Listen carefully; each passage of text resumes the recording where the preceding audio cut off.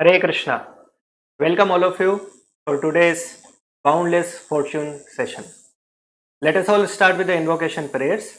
All of you can please join your hands and repeat.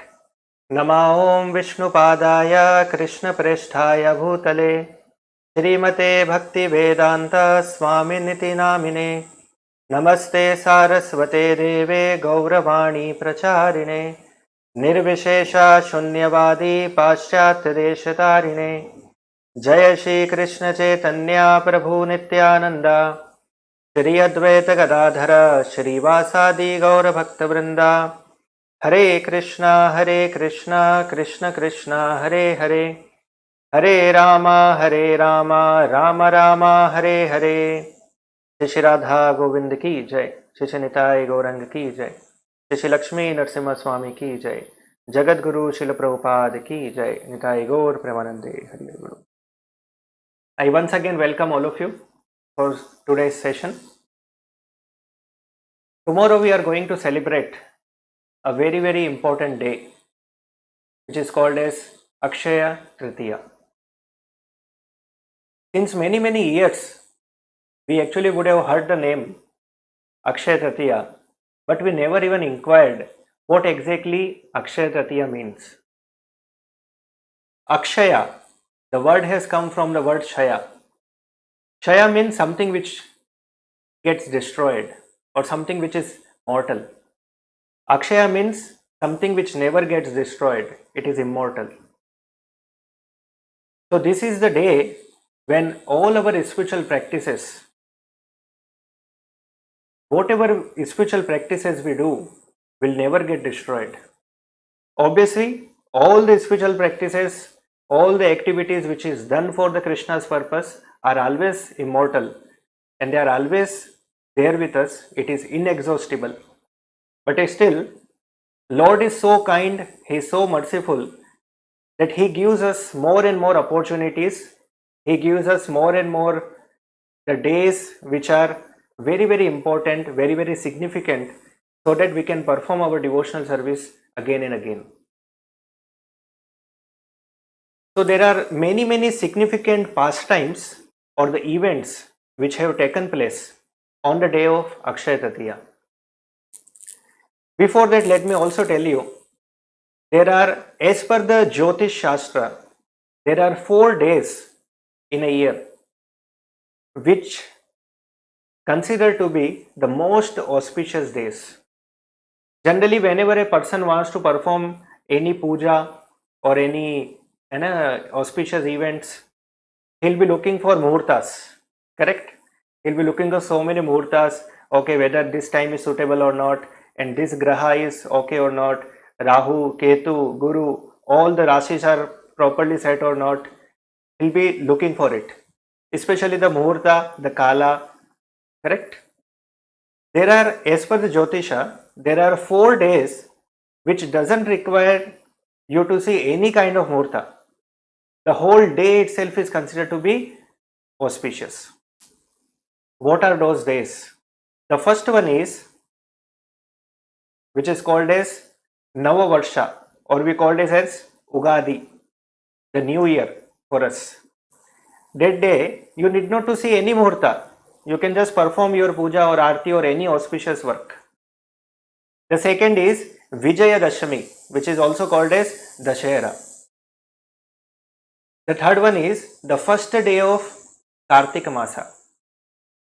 And the fourth one is Akshaya Tritiya. So on the day of Akshaya Tritiya, the whole day is considered to be so auspicious that a person need not to look for any muhurta or any suitable time to perform the puja. Now, for Vaishnavas, why Akshaya Tritiya is considered to be so auspicious? Let us understand. The first event which has happened on the day of Akshaya Tritiya was the incarnation of the Supreme Lord Himself in the form of Parashurama. We all know Parashurama was the incarnation of the Supreme Lord. He is also mentioned in Dashavatara, and Parashurama was born of the Brahmana named Jamadagni. So there are many beautiful pastimes which have taken place.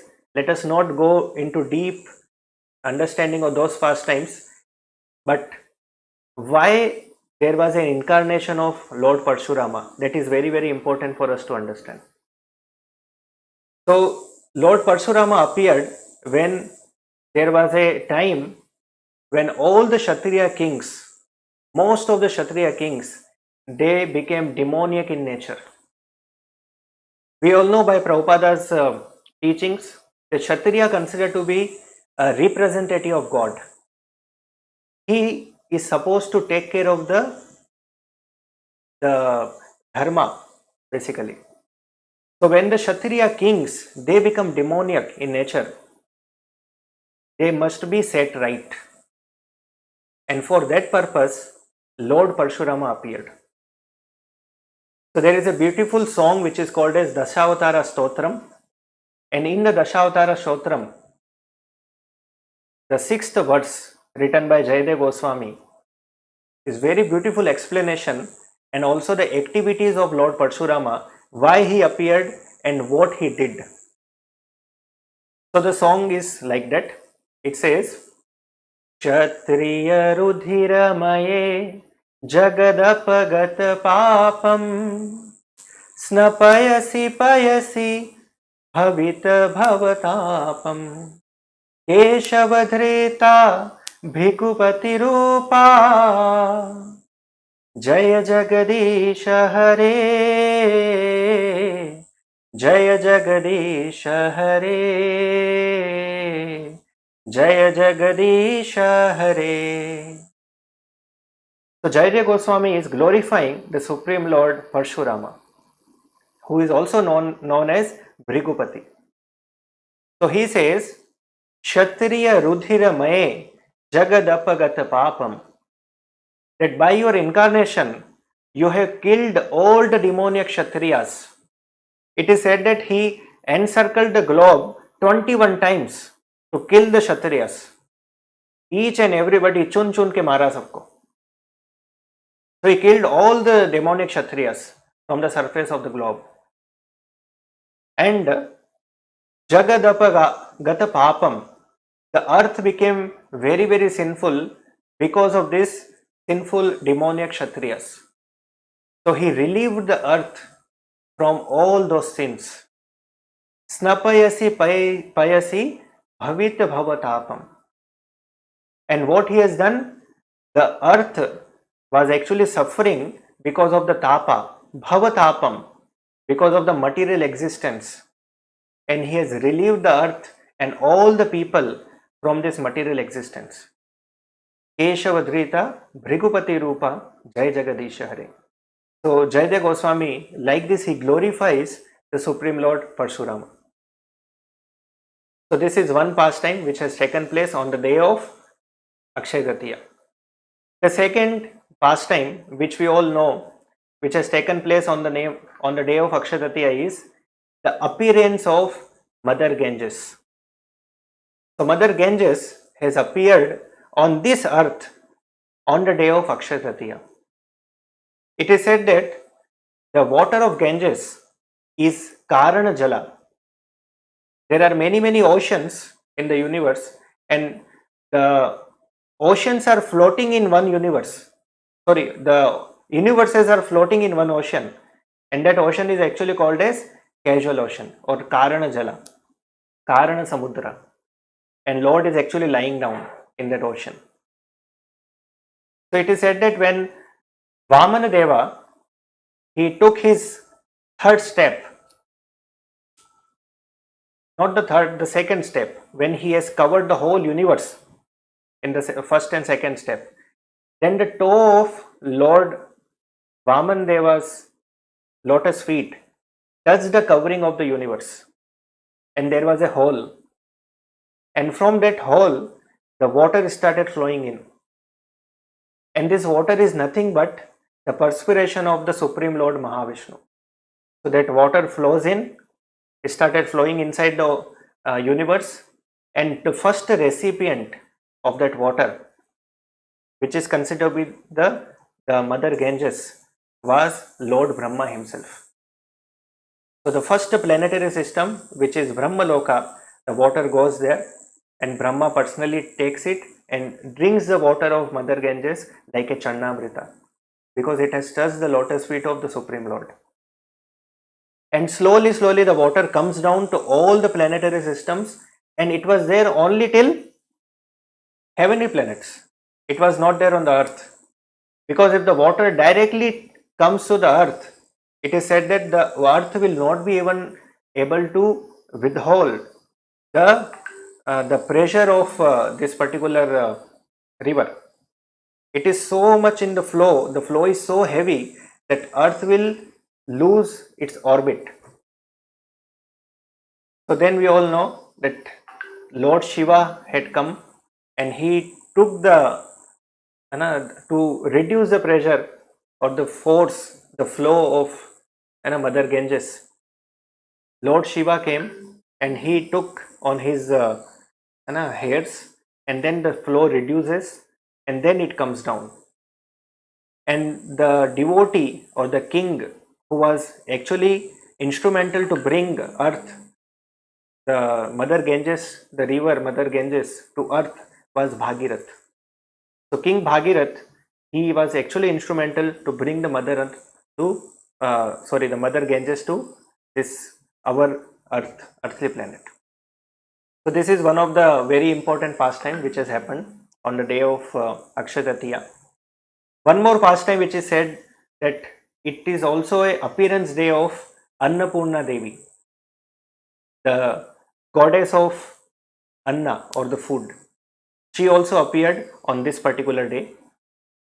And there is one more very beautiful pastime which has happened on the day of Akshaya Tritiya, is that the devotee Sudama, he goes and meets Krishna in Dwarka. This is one of the very, very beautiful pastime which is narrated by Shukdev Goswami in Bhagavatam, and it comes in the Bhagavatam in the 10th canto. So let us understand little more about this particular pastime. Sudama was a poor Brahmana and he became friend of Krishna when they were both studying in the Gurukul of Sandipani Muni. Sandipani Muni's Gurukul is currently situated in Ujjain in Madhya Pradesh. Actually, I was fortunate enough to once go and visit that particular place. It is still there in the Ujjain.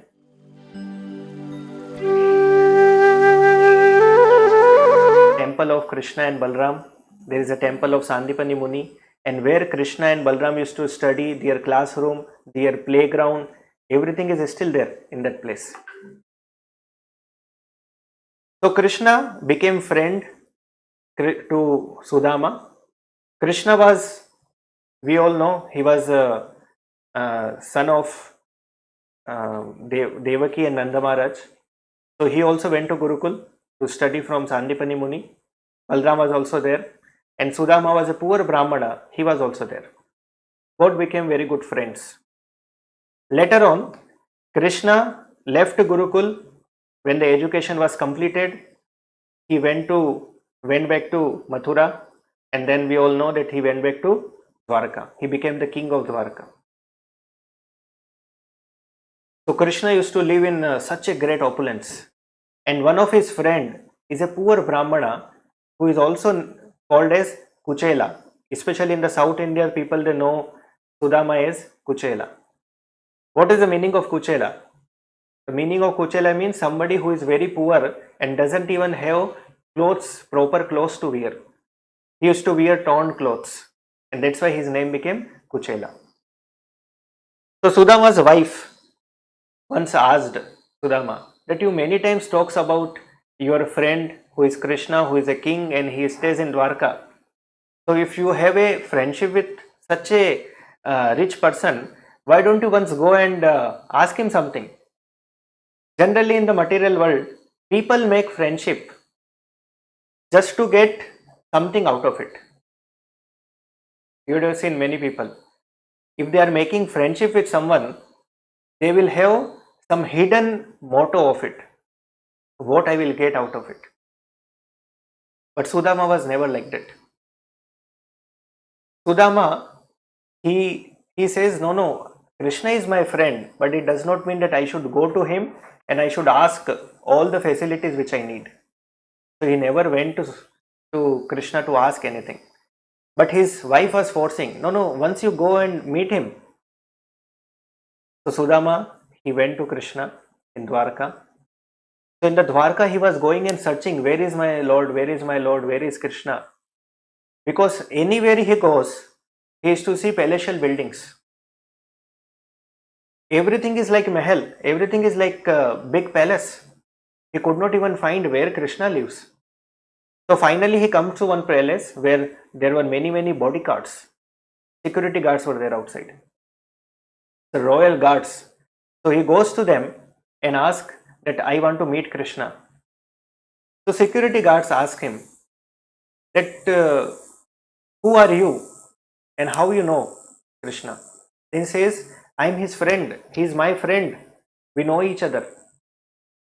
Then the guards, they were surprised that how our Supreme Lord, the King of Dwarka, the royal personality, can have such a poor Brahmana as a friend.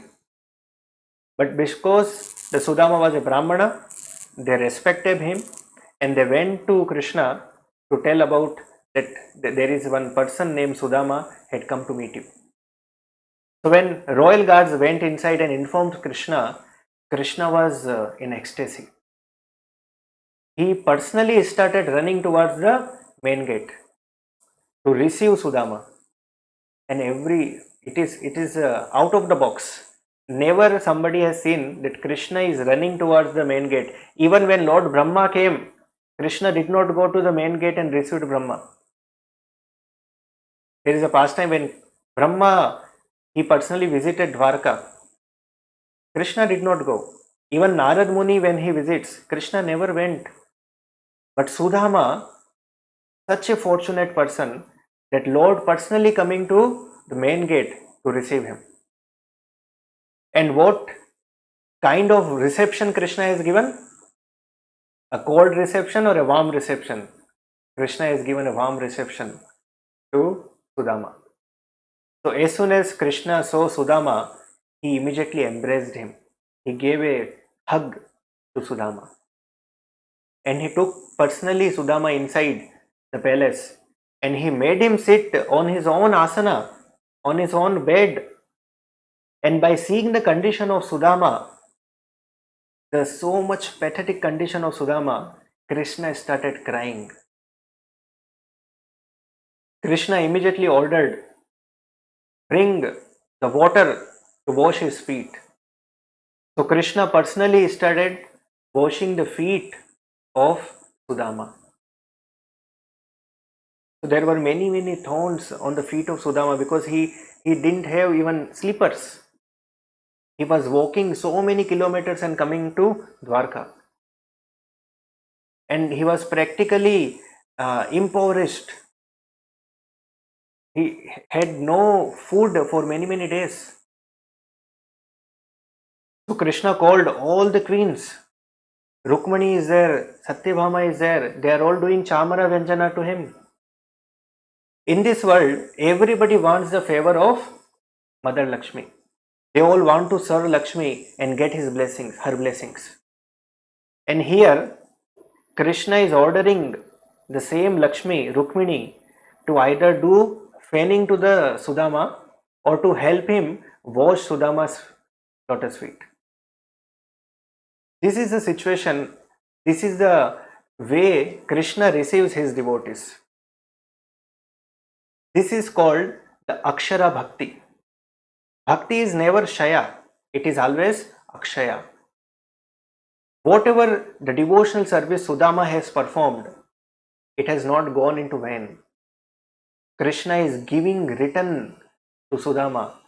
The bhakti which he has given to Krishna, Krishna is giving back. And what Krishna has given?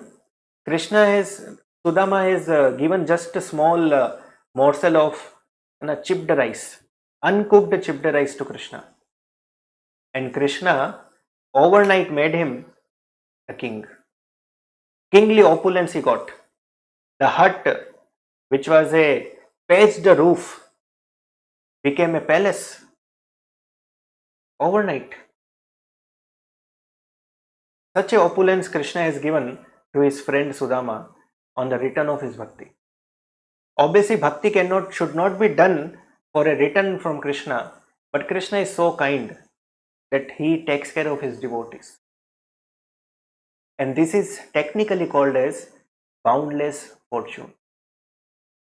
In this world, everybody is looking for some fortune, either in the sense of name, fame, position, or power, or money, or beauty, or intellectual fortune. Everybody is looking for this kind of fortune.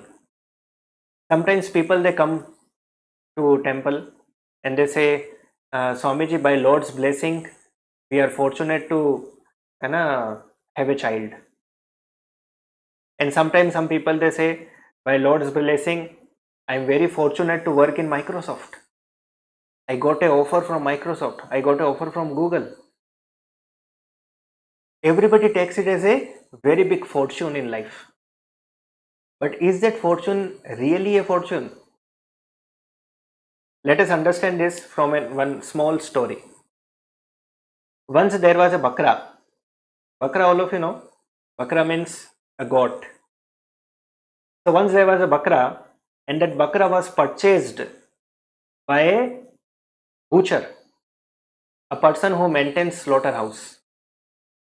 So he has purchased that bakra, the goat, and he kept him in a shed, and regularly he used to give him the grass, the food, the water. In a very little interval, he used to give him some food, some grass, some water, and he has constructed one shed for him. Now this bakra used to feel that I am so fortunate. I got such a nice, caring master that he is taking care of me so much. Every day he is coming so many times and he is giving me grass, he is giving me food, he is giving me water, he has constructed a shade for me. I am so fortunate. See the other goats which were there as my friends. They did not get such a nice master, but I got such a nice master, such a goat, and such a nice owner that he is taking care of me such in a very nice way. I am very, very fortunate. Now tell me, how many of you feel that the goat is very fortunate to get such a caring master? No. We all know that one day the goat will be slaughtered. And who will slaughter him? The same person who is giving him the food. And why that person is giving him so much of food and taking care of him? Because he wants to take out something. In the very same way, one day the goat has to die. If the goat has to die from the same person who is giving him the food, it is not fortune, it is misfortune. Because the ultimate aim of a person to give the food to the goat is to increase the flesh in the body. The more flesh a goat has, the more benefit the owner gets, the butcher gets. One day will come when a customer comes to a shop and he will see the goat, and whoever is more fit and having more of the flesh, he'll say, pack करो, pack हो जाएगा उसका. So he'll be cut into pieces and he'll be packed and then will be delivered. So this world is exactly like this. We all gonna die one day. The material world is gonna butcher us, is gonna slaughter us one day. And who is the butcher? Who is the slaughterer? The Kala. The invincible time is gonna slaughter all of us one day. But we are all happily eating and enjoying, thinking that my master is giving me some food. Isn't it? So this is not the real fortune. Who is giving you food matters. The material nature is giving food, or the Supreme Lord is giving you the food. that matters a lot. So scriptures informs us that what is the boundless fortune for all the jivas in this world. Chaitanya Mahaprabhu, he speaks to his devotees, and in one of such conversation with Rupa Goswami, he says, "Ei rupe brahmana brahmite kaun bhagyavan jeev, Guru Krishna kripa paye bhakti lata bij." So the definition of fortune is already been set. It's not that we have to create it now. The definition of fortune is already been set by Chaitanya Mahaprabhu. And Chaitanya Mahaprabhu says, Brahmanda Brahmite Kona Bhagyavana Jeev. Who is that fortunate person in the whole universe? Guru Krishna Kripa Paye Bhakti Lata Bij. One who gets the seed of devotional service by the mercy of Guru and Krishna. So Guru and Krishna is feeding him. Guru and Krishna is giving him the mercy. Guru and Krishna is actually taking care of that person. He is the most fortunate person in the whole world. Not the person who gets food from material world, but one who gets food from Guru and Krishna, who is utterly or fully surrendered to the Supreme Lord, and then Supreme Lord personally takes care of that person, is actually called as the most fortunate person. And such a person is very so much glorified in the scriptures. One of such incident is the incident of Akshaya Patra. So this is also the event which has happened on the day of Akshaya Tritiya.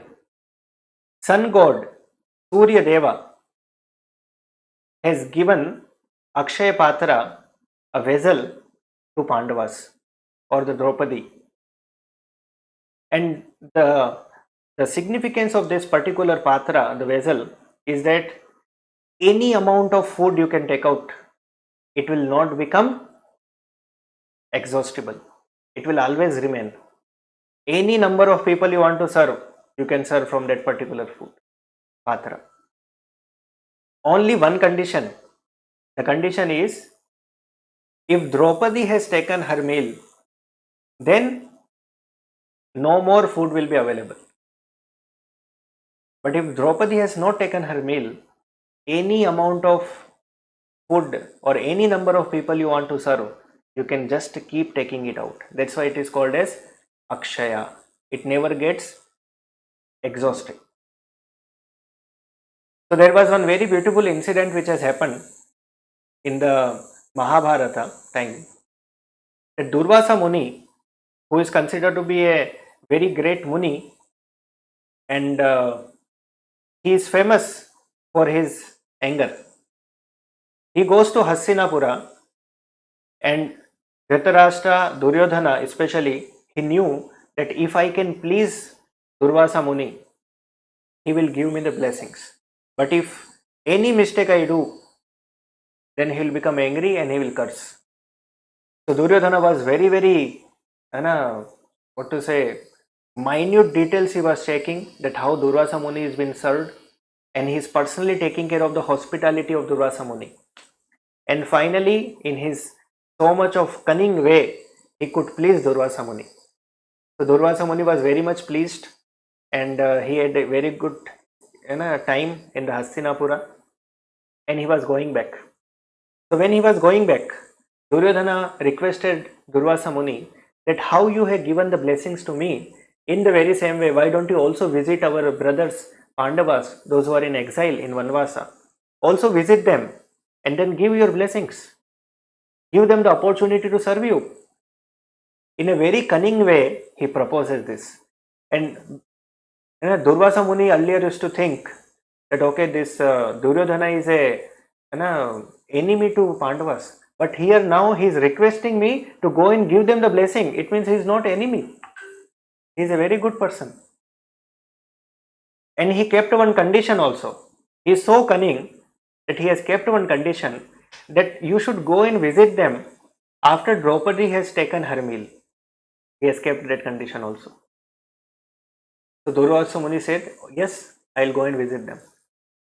So Durvasa Muni, along with all his disciples, How many disciples he used to have?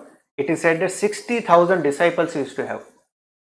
Along with all the 60,000 disciples, he goes to the place where Yudhishthir Maharaj and all the Pandavas are staying along with Draupadi in the forest in Vanvasa.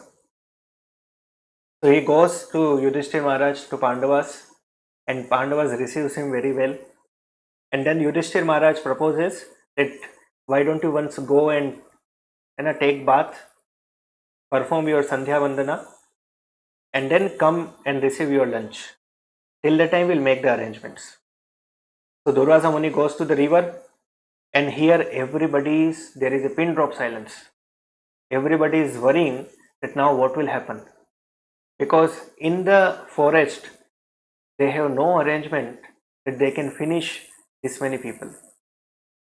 And on top of that, Durvasa Muni had come when Draupadi has finished her lunch. Now there is no question of taking food out of Akshaya Patra. And in this situation, when everybody was very, very tense, everybody is thinking what will happen, what will happen, what will happen, Krishna suddenly appears there. That's why Krishna's one more name is Apad Bandhava. Whenever there is a calamity, whenever there is an issue to devotees, Krishna appears there. So as soon as Krishna appears, Draupadi and all the Pandavas started narrating the whole incident. And Krishna says, all those things you keep aside, first give me some food, I am hungry. They all say, why are you joking with us so much? We are in so much of trouble and you are asking, give us some food, we don't have anything. Then Krishna says, no, you just go and search if anything is there in the Akshaya Patra.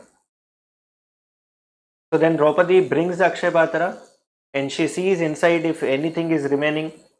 Even after washing, there was a small grain of rice which is available inside. Okay, suktanna, a small vegetable rice is available, little portion. So he takes out that grain, and gives to Krishna. Krishna eats that small portion of rice and he immediately becomes satisfied. As soon as Krishna becomes satisfied, all the disciples and the Durvasa Muni, those who are taking their bath, immediately became satisfied and their stomach got full. Now Durvasa Muni and all the disciples are thinking that we are already feeling so heavy, now we cannot even have a small portion of our meal. And in this condition, if you go to Yudhishthir Maharaj, he would have made big arrangements.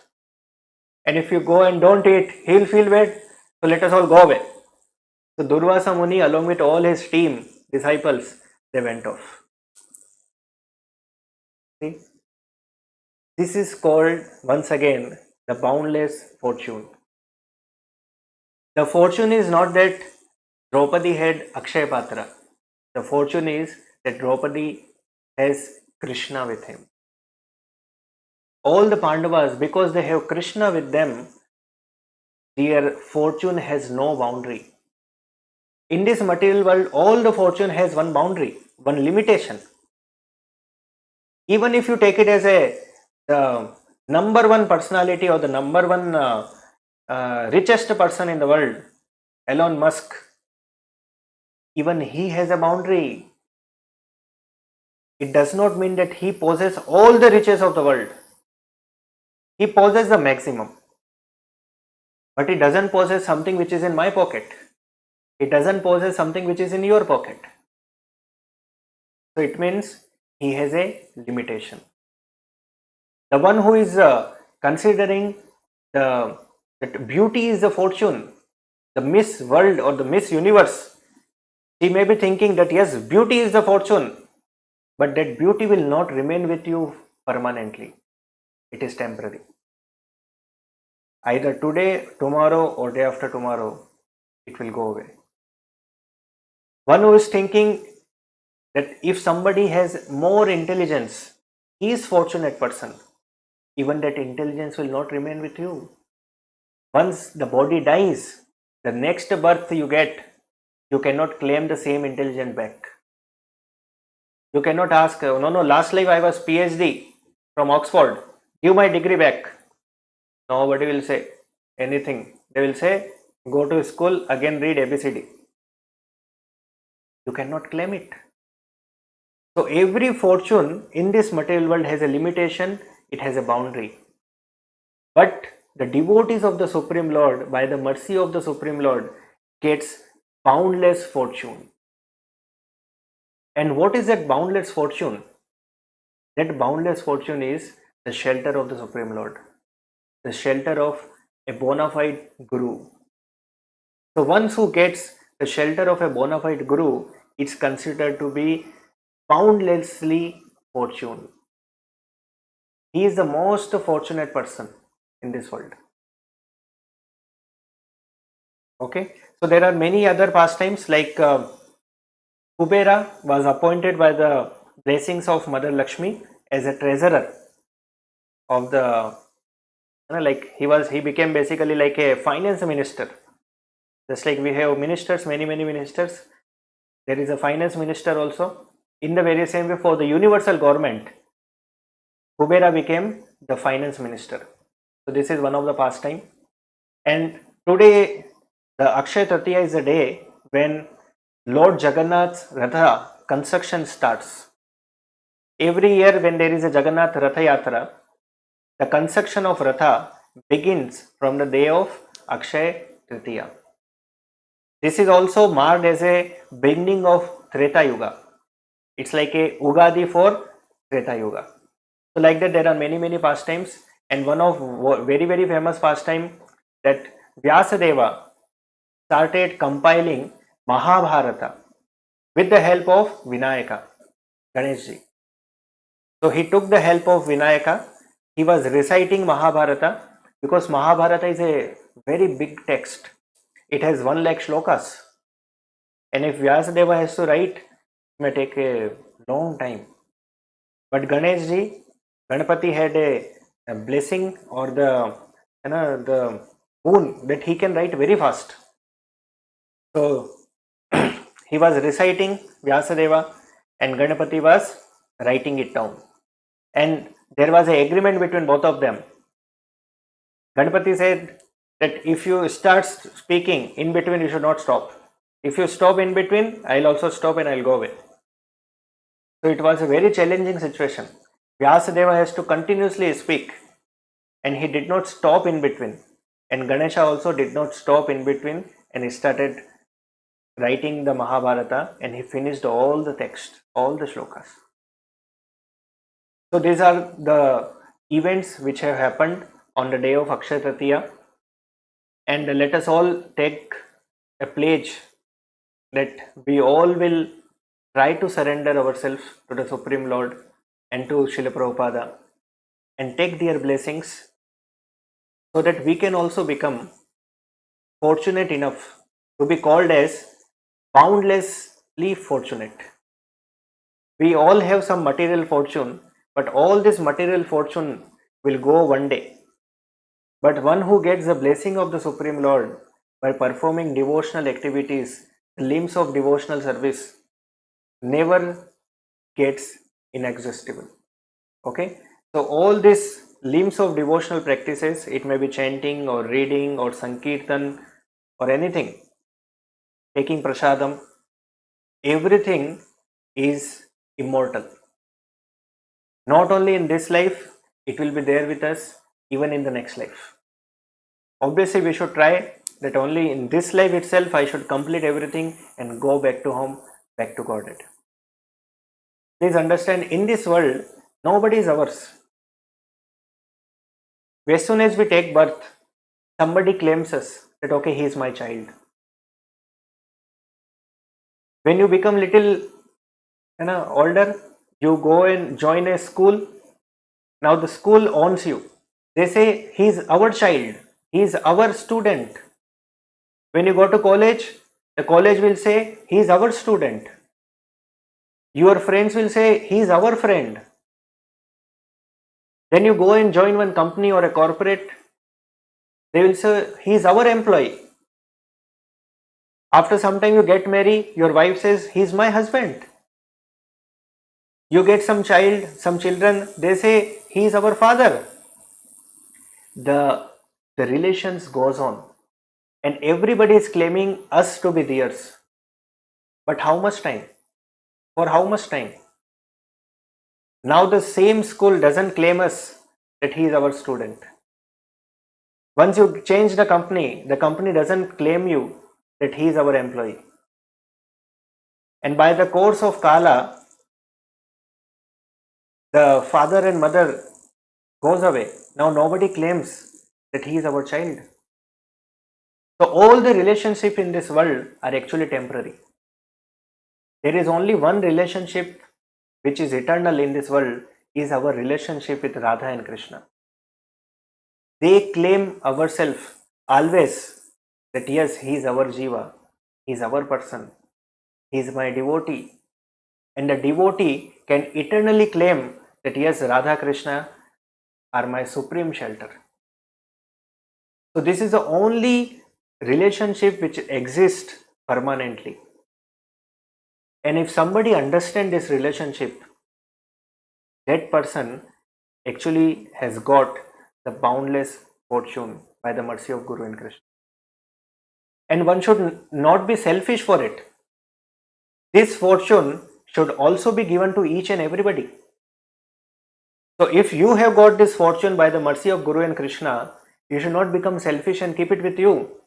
You should become the preacher of Krishna consciousness and give this, distribute to everyone. And that's what Chaitanya Mahaprabhu says. Yare dekha tare kaha Krishna updesh, amara agna guru haiya tare desh. You should become the preacher of Krishna consciousness and take these blessings of the Supreme Lord to each and everybody. Okay, so on this auspicious day of Akshaya Tritiya, all of you should take some commitment. You should take this commitment that yes, I will take this fortune or this Krishna consciousness and give to each and everyone. At least one person from your friends circle, ask him to attend our programs. We have beautiful programs for the youngsters. One of the such program is called as Gita for Youth. This Gita for Youth program, if someone attends and understand what is the concept which is Krishna talking in Bhagavad Gita, it's such a nice blessing on that particular soul. Let us all take this commitment that yes, I will bring at least one friend for attending Gita for Youth workshop. And nowadays it's so simple. It is available offline. It is also available in online. So can you just propose at least one friend to come and attend Gita for Youth workshop? After attending Gita for Youth workshop, he can also become the part of our folk programs, our folk club. He can become a member of our folk club, and his journey to get boundless fortune starts. Okay, so please take this opportunity on the day of Akshaya Tritiya of taking this commitment to introduce more and more friends to Krishna consciousness. Okay, so we'll stop here. Thank you very much. Hare Krishna.